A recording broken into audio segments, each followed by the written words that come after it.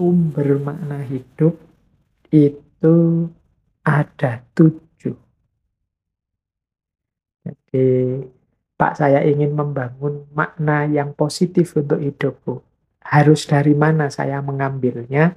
Kalau memakai teorinya Frankl, setidaknya ada 7 aspek hidup yang bisa kita jadikan sumber pemaknaan. Yang pertama apa? Kreativitas. Atau apa yang kita berikan pada hidup ini. Jadi misalnya ya, eh, kita ini guru atau dosen atau ustadz atau apa itu kan, saya bisa sedikit-sedikit memberi kontribusi ilmu, wawasan pada murid-murid, pada mahasiswaku. Nah, ini kreativitas karya. Saya bisanya nulis, saya bisanya memberi manfaat lewat tulisan-tulisan saya. Nah, ini juga bisa jadi sumber makna hidup. Jadi hidupku bermakna lewat tulisan. Makna hidupku sesuai dengan apa yang aku ajarkan. Jadi kreativitas itu kita memberi makna hidup berdasarkan apa yang kita berikan dalam hidup ini. Apa kontribusi apa yang kita berikan untuk kehidupan. Nah, bisa juga makna hidup itu kita ambil dari pengalaman. Kalau ini kebalikannya, kreativitas. Kalau kreativitas kan makna hidup sesuai yang kita berikan. Kalau pengalaman ini makna hidup sesuai yang kita terima dari kehidupan. Misalnya kebenaran, keindahan, atau cinta. Saya mengalami hidupku bertaburan kasih sayang dari orang tua, dari lingkungan, dari teman, dari sahabat. Maka hidup ini menurutku yang paling bermakna adalah persahabatan dan hubungan antar manusia. Nah, ini makna hidup yang sumbernya pengalaman. Nah, bisa sumber kedua. Sumber ketiga, makna hidup itu bisa dari pilihan sikap kita terhadap situasi-situasi di sekeliling kita. Jadi misalnya ya kita ngalami bencana, ngalami penyakit, ngalami penderitaan, mengalami kematian demi kematian. Nah, ini kita bisa membangun makna sesuai yang kita inginkan. Membangun sikap sesuai yang kita inginkan. Pak, saya ingin jadi orang yang pemberani, tidak mudah putus asa misalnya. Atau Pak, saya ingin jadi orang yang sabar. Ada masalah apapun, saya kuat menanggungnya. Nah, ini bisa jadi sumber makna hidup. Jadi sikap-sikap yang kita ambil dalam hidup ini bisa jadi dasar kita menetapkan makna hidup. Atau bisa juga self-preoccupation. Self-preoccupation itu apa yang kita lakukan untuk memenuhi kebutuhan kita. Nah, saya ini Pak, orangnya pantang menyerah, saya itu pekerja keras. Saya itu pembelajar yang tekun, yang rajin. Saya itu, wah ini upaya-upaya kita untuk memenuhi kebutuhan hidup kita. Self-preoccupation. Atau ya kemandirian kita memenuhi kebutuhan-kebutuhan kita. Ini bisa jadi sumbernya makna hidup. Kemudian bisa juga lewat capaian-capaian individu.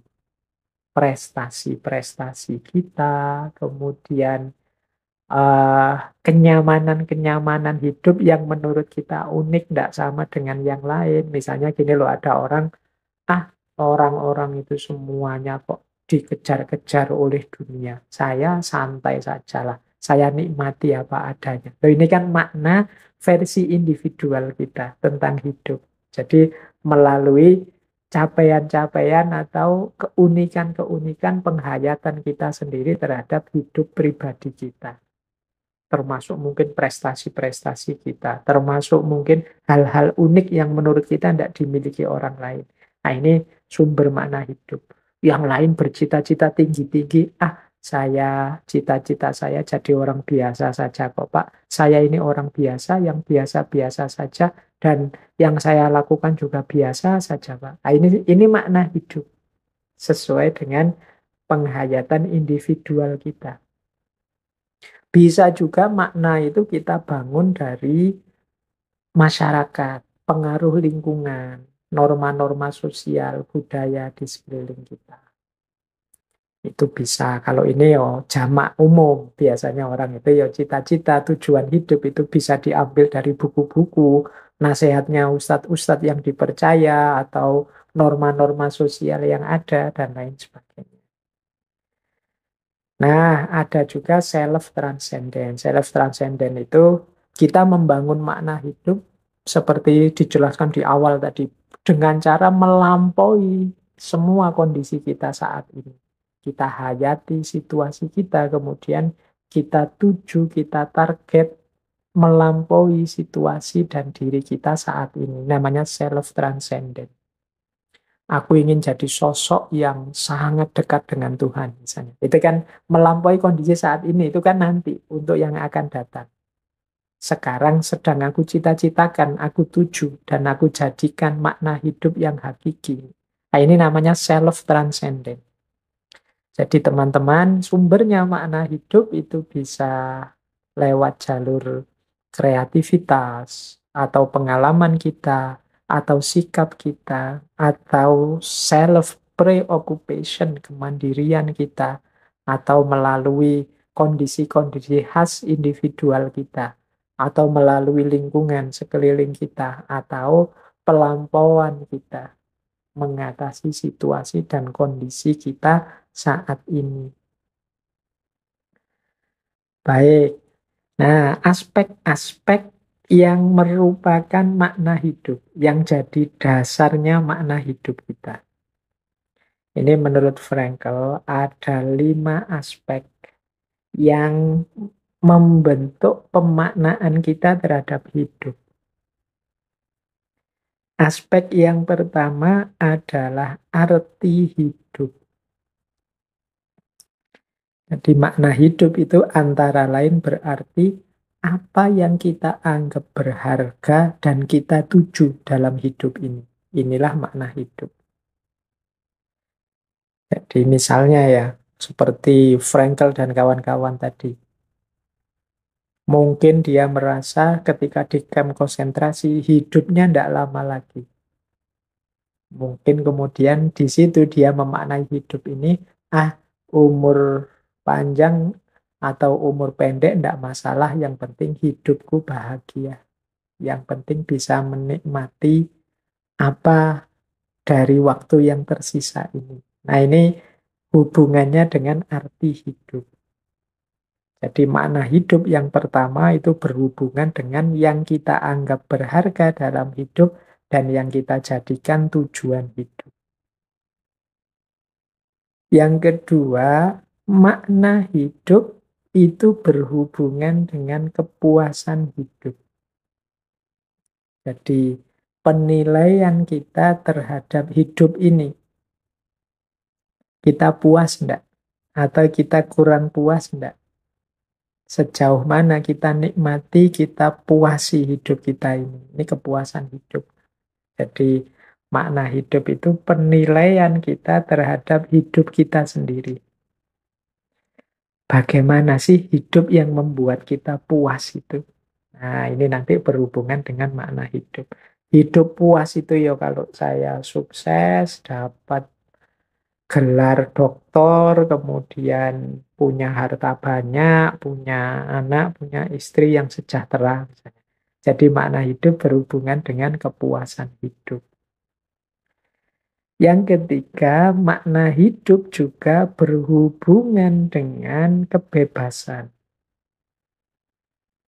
Jadi berarti apa?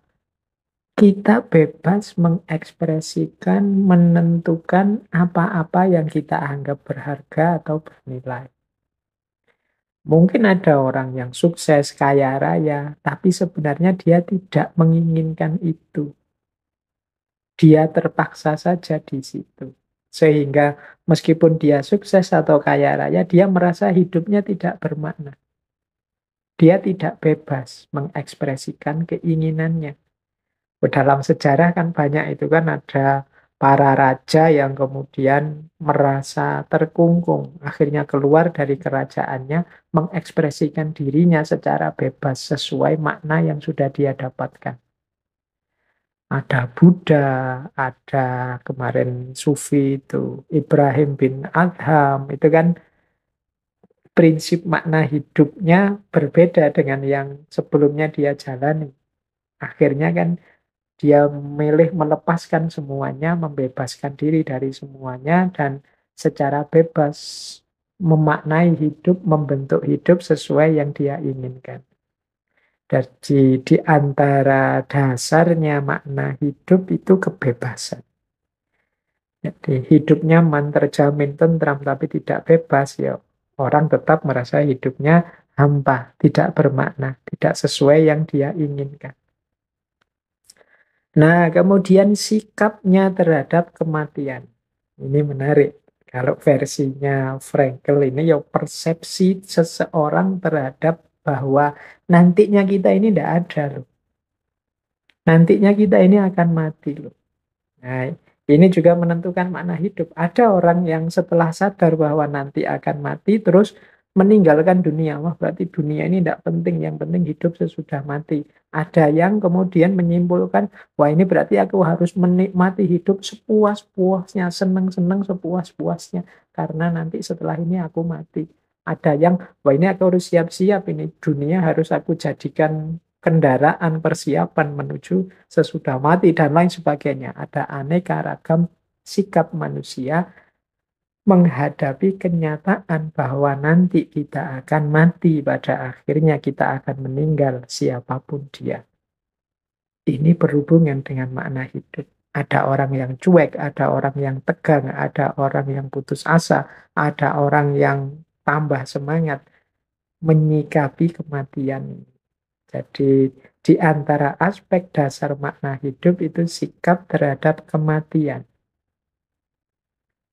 Kemudian sikap terhadap masalah.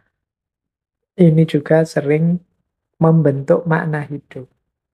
Kalau ada masalah, apa yang harus aku lakukan? Kalau ada problem traumatik, peristiwa tragis, apa yang harus aku lakukan? Ini sikap terhadap permasalahan. Bunuh diri saja. Karena di kalimatnya bukunya Frankl itu sikap terhadap bunuh diri.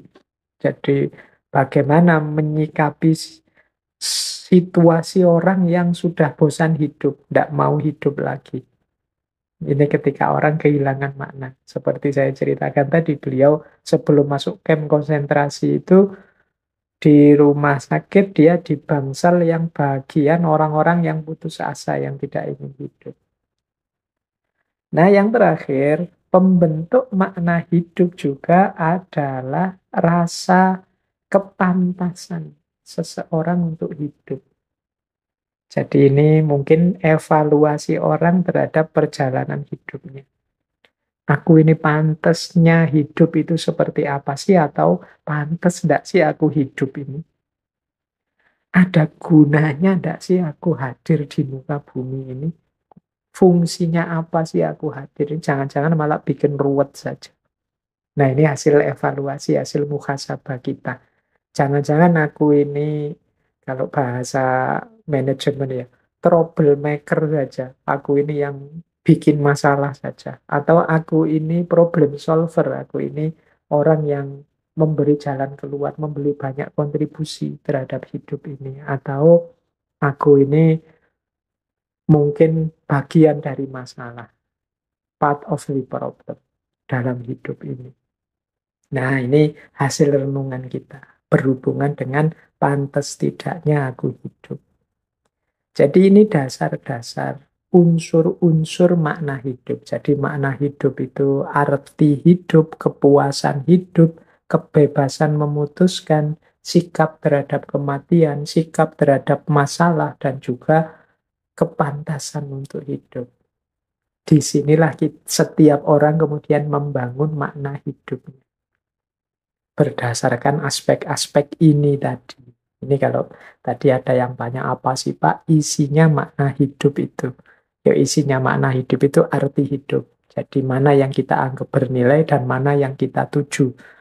Termasuk kepuasan hidup, penilaian kita terhadap sejauh mana kita selama ini puas atau tidak dengan hidup kita. Termasuk kebebasan pilihan hidup, sikap kita terhadap kematian, sikap kita terhadap masalah, dan penilaian kita tentang kepantasan hidup kita. Baik, hidup itu selalu punya makna. Bahkan dalam situasi penuh penderitaan, situasi setragis apapun. Jadi selalu bisa dimaknai. Silahkan teman-teman milih momen apapun dalam hidup kita. Sekaligus mungkin bisa dicek kita dulu memaknai momen itu sebagai apa. Bahkan mungkin sekarang pemaknaan kita terhadap peristiwa itu bisa saja berubah. Itulah manusia. Jadi selalu punya makna untuk ditempelkan pada apapun. Momen apapun dalam hidup. Misalnya ya, contoh dulu waktu SMA kita mengalami apalah, misalnya ditolak oleh orang yang kita taksir. Wow, saat itu kita memaknai peristiwa penolakan itu sebagai bencana, musibah, kesedihan yang tidak tertanggungkan. Sekarang, ketika kita mengingat-ingat peristiwa itu, mungkin maknanya berubah. Tidak hanya bencana, tapi sekarang kita maknai, peristiwa kemarin itu. Peristiwa dulu itu rasanya kok ya memalukan ya. Kok lugu sekali aku ya. Ini kan berarti ada perubahan makna. Jadi ini contoh, hidup itu selalu punya kemungkinan-kemungkinan makna. Dan yang kedua, setiap manusia punya kebebasan untuk membentuk, menemukan sendiri makna hidupnya. Jadi ini tidak bisa dipaksa. Jadi setiap orang itu mungkin ada yang sadar, ada yang tidak. Sebenarnya sudah punya makna sendiri-sendiri terhadap hidupnya. Itu kelihatan misalnya dari mana yang dianggap penting, mana yang dianggap tidak penting, mana yang didahulukan, mana yang nanti saja. Ini pasti berhubungan dengan makna-makna hidupnya. Pak, saya mending nonton drama Korea, Pak, daripada ikut ngaji-ngaji seperti ini. Nah, itu mungkin kalian punya struktur makna sendiri dalam hidup ini. Kalian punya pemaknaan yang berbeda. Gitu loh. Dan manusia bebas menempelkan makna-makna sesuai yang dia inginkan. Kemarin yang waktu yang rame itu kemarin kontroversi misalnya waktu eh, MotoGP yang kemudian hujan, kemudian ada pawang hujan. Ya peristiwa pawang hujan itu kan terus ada yang memaknai, wah ini kearifan lokal. Sementara yang lain memaknai, wah itu musyrik itu. Yang lain memaknai, wah ini budaya bangsa loh, unik loh ini. Di sana-sana tidak ada, hanya di kita adanya. Kemudian ada lagi yang memaknai. Makna itu banyak, dari masing-masing kepala mungkin ada makna yang tidak sama. Dan itulah manusia. Dan kita galau karena itu. Kita selalu saja merasa sedih, merasa galau, merasa suram hidup ini ketika ada orang beda makna dengan kita. Padahal ya, setiap orang itu punya kebebasan untuk memaknai versi mereka masing-masing. Dan kita mungkin bisa menyarankan, mengusulkan, atau memberi pertimbangan makna. Tapi keputusan makna apa yang akan mereka ambil, itu ya hak mereka, kebebasan mereka.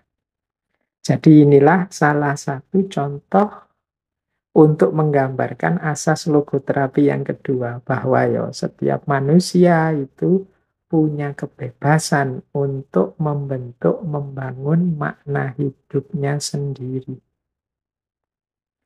Yang ketiga, setiap manusia punya kemampuan untuk mengambil sikap atas penderitaan atau peristiwa tragis yang tidak dapat dielakkan. Bila kita tidak bisa merubah keadaan, kita bisa merubah sikap atas keadaan itu. Jadi ini diantara keistimewaannya manusia. Penderitaan tinggal penderitaan. Peristiwa tragis ya peristiwa yang tidak bisa kita elakkan. Yang bisa kita atur apa? Yang bebas kita ekspresikan apa? Sikap kita terhadap penderitaan atau peristiwa tragis itu. Peristiwanya ya mungkin kita tidak bisa mengubahnya. Ya sudah terlanjur terjadi, mau gimana lagi. Faktanya begitu. Menyakitkan memang, menyedihkan memang, dan lain sebagainya. Tapi sikap kita terhadap peristiwa yang menyakitkan atau peristiwa yang menyedihkan tadi kan sepenuhnya tergantung kita.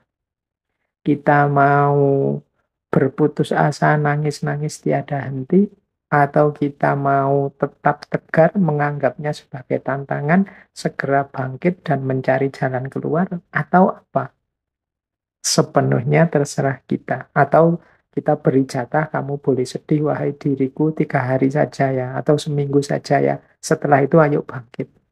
Atau kamu jangan sedih ya jiwaku, ini hidup ini masih panjang, tantangan masih berat, jadi ayo segera bangkit lagi. Atau kita ngambil sikap, ya sedihlah, nikmatilah kesedihan itu sepuasmu. Nah itu kan tergantung kita. Jadi setiap orang punya kebebasan mengambil sikap atas peristiwa-peristiwa tragis dalam hidupnya. Ini yang dilihat antara lain oleh Frankl di kamp-kamp konsentrasi. Setragis dan sepahit apapun peristiwa yang dihadapi, masih banyak orang yang bisa bersikap optimis, tidak menyerah, tidak memutuskan untuk membunuh diri saja, tapi tetap optimis, berbagi, saling mendukung dalam situasi kesedihan. Nah, ini jadi asas yang ketiga. Berarti keywordnya adalah makna dan kebebasan manusia untuk membentuk makna dalam hidupnya. Oke, jadi logoterapi ini semacam terapi atau analisis eksistensial yang membantu seseorang menemukan makna sehingga dia bisa hidup secara otentik lebih baik dari sebelumnya. Seperti kita jelaskan tadi, kan banyak orang yang merasa hidupnya hampa, tanpa makna, tidak punya tujuan, gelap, tidak ngerti mau kemana, dan lain sebagainya. Dan ini dialami tidak hanya oleh orang-orang yang serba kekurangan atau banyak masalah. Banyak loh orang-orang itu yang sukses sampai puncak, tapi dia merasa hampa. Tidak punya tujuan, tidak punya arah, tidak punya orientasi. Apa hanya begini hidup ini, dan lain sebagainya. Nah, disitulah teori logoterapinya Viktor Frankl ini bisa kita gunakan untuk membantu mereka menemukan makna hidup sehingga mereka bisa hidup secara otentik dan lebih baik. Nah, ini makanya saya bilang tadi ini lebih sifatnya praktis. Tidak bermain logik, bermain teori yang rumit. Baik, makanya ini saya taruh di terakhir. Siapa tahu di antara teman-teman malam hari ini yang kesulitan menemukan makna, konsep-konsep dari Viktor Frankl ini bisa membantu kita. Nah, jadi definisinya itu tadi ya, logoterapi itu analisis eksistensial untuk menemukan makna yang jadi orientasi hidup kita, sehingga hidup kita jadi lebih baik dan lebih otentik. Asumsinya apa logoterapi itu? Ya, asumsi pertama adalah asumsi kebebasan. Bahwa manusia itu satu-satunya makhluk yang memiliki kebebasan untuk menentukan apa yang terbaik bagiku. Setiap orang punya kebebasan membangun makna sesuai apa yang dia inginkan. Ini asumsi pertama. Jadi hidup ini maknanya apa, itu kan kita masing-masing yang membentuknya. Antara saya dan teman-teman itu kemungkinan juga tidak sama. Bagiku yang penting, yang utama, yang urgent ini, bagi teman-teman mungkin beda. Dan itu dasarnya apa kok bisa beda? Ya karena manusia punya kebebasan. Kemudian asumsi kedua dari logoterapi ini adalah bahwa motivasi hidup manusia yang paling utama itu adalah makna hidup. Bukan senang-senang, bukan ingin berkuasa, ingin menang atas yang lain, tidak. Jadi kata Viktor Frankl, enggak. Manusia itu justru pendorong utamanya untuk hidup, motivasi utamanya untuk bersemangat tetap hidup itu makna. Loh Pak, kenapa ada orang kok tujuan hidupnya senang-senang? Ingin kaya, senang dengan kekayaannya. Mungkin dia punya makna bahwa jumlah kekayaan itulah jadi yang penting dalam hidup ini. Jadi kuncinya tetap ada pada makna. Sementara orang lain menganggap justru harta itu menghalangi kebahagiaan, kesenangannya, karena dia harus menjaganya, harus repot mengejarnya, dan lain sebagainya. Jadi kuncinya ada pada makna. Kok tidak kekuasaan, Pak? Misalnya seperti Nietzsche, menang atas yang lain, punya power unggul atas yang lain. Nah itu kan karena orang memaknai power itu, keunggulan itu sebagai sesuatu yang penting dalam hidupnya. Sehingga dia berusaha menuju ke sana, mengejar kekuasaan itu. Itu kan lagi-lagi makna. Sementara bagi orang lain, yang penting itu bukan kekuasaan, tapi kenyamanan hidup. Maka dia mengejar kenyamanan itu. Mungkin bagi yang lain, ya, yang penting bukan itu, tapi ridhonya Tuhan, misalnya, para sufi. Nah, itu ya, dia ke sana mengejarnya. Jadi kuncinya hidup ini, yang menggerakkan orang, yang memotivasi orang untuk tetap bersemangat hidup, itu ya makna-makna hidup yang diyakini. Jadi asumsi kedua, perjuangan menemukan makna hidup adalah motivasi utama bagi seseorang. Nah, jadi kuncinya ternyata makna. Lah terus tujuannya apa logoterapi ini? Logoterapi ini berusaha membangkitkan kemauan untuk bermakna dalam diri setiap orang. Ya seperti tadi ya kan, banyak orang yang merasa hidupnya hampa. Banyak orang yang merasa hidupnya tidak bermakna. Maka dengan logoterapi ini maunya Frankl, kehendak untuk hidup bermakna itu bangkit lagi. Jangan sampai orang-orang merasa bosan hidup, tidak mau melanjutkan hidup karena menganggap hidup ini apa gunanya, tidak ada artinya. Disitulah pentingnya logoterapi menurut Frankl. Nah, logoterapi ini beda dengan teori-teori psikologis atau eksistensial yang lain. Kalau teori-teori psikologis sebelumnya, misalnya psikoterapi, itu kan orientasinya ke masa lalu. Kalau teman-teman ngerti psikoanalisisnya Freud, itu kan kembali ke masa lalu, timbunan-timbunan bawah sadar dibongkar yang mempengaruhi hidup kita. Atau ada tokoh yang tidak ke masa lalu, tapi ke masa kini. Kan banyak kemarin tokoh-tokoh eksistensial itu ya menganggap kuncinya hidup ini ke masa kini. Jadi saat ini penerimaan kita, kesetujuan kita terhadap hidup sekarang dan di sini yang kita alami hari ini. Nah, tapi di logoterapi ini orientasinya tidak ke masa lalu atau saat ini, tapi future oriented, ke masa depan. Jadi, bagaimana kita membangun hidup penuh makna ke depan. Peristiwa hari ini kita maknai sekarang demi menuju masa depan yang lebih baik. Inilah logoterapi. Jadi tidak sibuk dicengkeram oleh masa lalu, tidak pasif menyerah dengan situasi yang dihadapi saat ini, tapi kita bangun makna, kita tetapkan tujuan sesuai makna yang kita tetapkan tadi demi masa depan yang lebih baik. Jadi inilah yang diinginkan oleh logoterapi. Hasilnya apa? Kalau sukses logoterapi ini ya tentu saja orang menemukan jalan hidup yang penuh makna. Orang sadar bagaimana dia harus bertanggung jawab kepada hidupnya. Jadi bagaimana dia harus mempertanggungjawabkan hidupnya, memutuskan sendiri apa yang dia inginkan. Di kuncinya di situ nanti. Setelah melakukan logoterapi, orang kemudian menemukan makna, kemudian dia memutuskan apa yang harus dia lakukan, dan siap mempertanggungjawabkan hidupnya dengan makna dan keputusan tadi.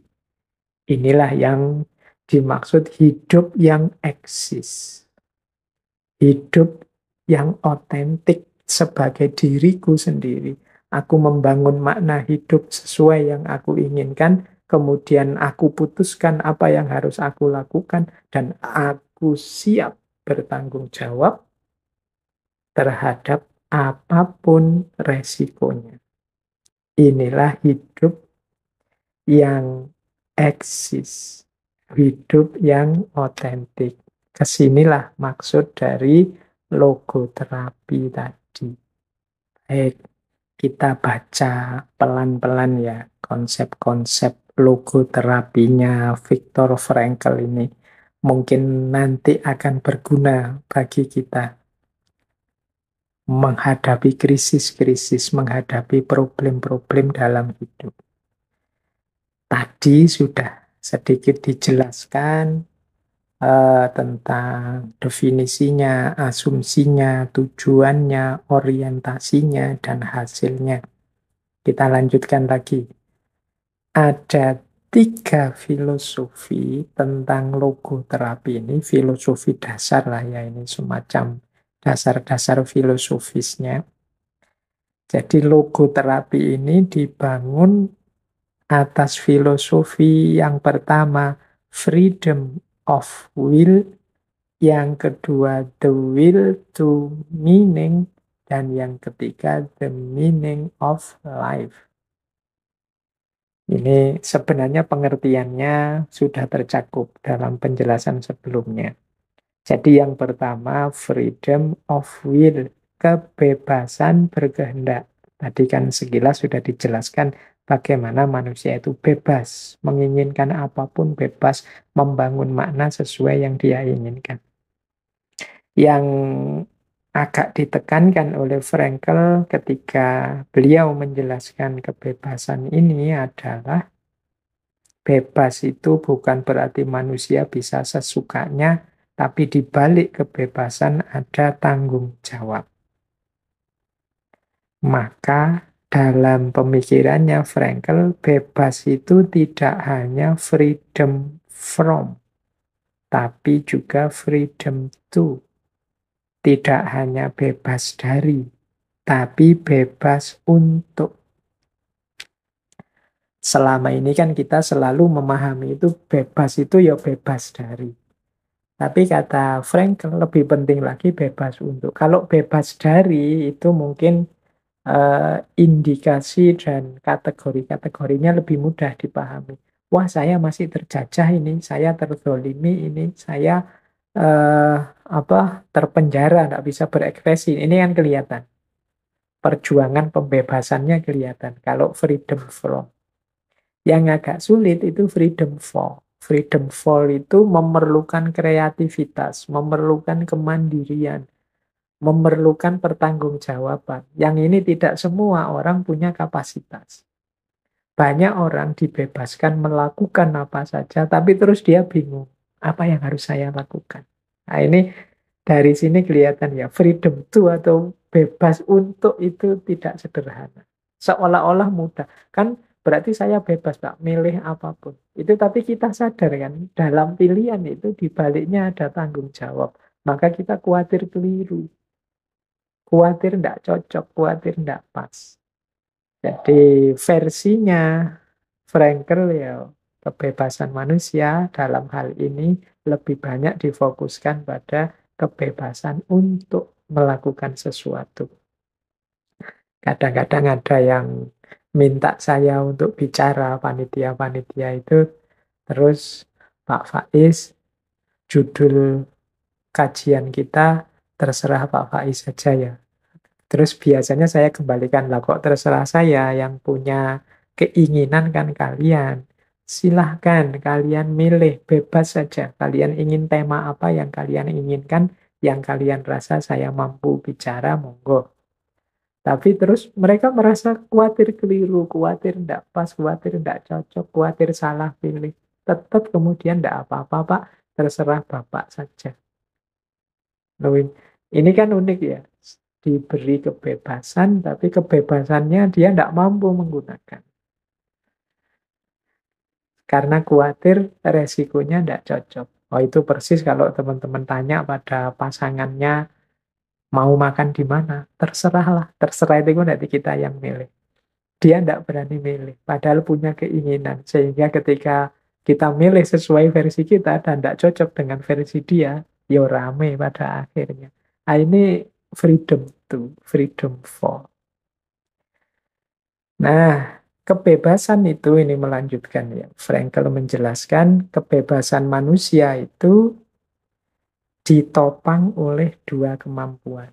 Kalau kita ingin mengimplementasikan kebebasan kita dengan bagus, dengan pas, sesuai, ya kita harus mampu yang pertama mengambil jarak dari situasi sekeliling kita, dan yang kedua bahkan mengambil jarak dari diri kita sendiri. Sehingga kita bisa membaca situasi secara lebih objektif. Tidak salah pilih. Ini dalam rangka freedom to tadi. Nah, saya lanjutkan. Jadi yang pertama, filosofi dasarnya logoterapi itu freedom of will. Kebebasan untuk berkehendak. Filosofi yang kedua adalah the will to meaning. Jadi keinginan atau kehendak untuk hidup bermakna. Jadi manusia ini bukan sekedar sosok yang ingin hidup senang-senang saja, tapi dia juga ingin hidupnya itu berarti. Bahkan kata Frankl seperti saya jelaskan tadi di depan, manusia itu lebih sebagai makhluk pencari makna. Tidak sekedar pencari kesenangan atau pencari kekuasaan.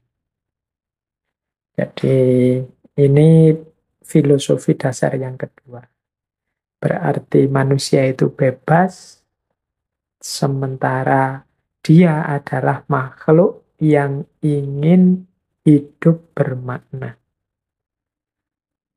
Dan filosofi yang ketiga adalah the meaning of life, tentang makna hidup. Makna hidup itu, sejak tadi kita bilang makna-makna itu maksudnya begini loh, makna itu sesuatu yang kita anggap penting, benar, dan bernilai dalam hidup ini.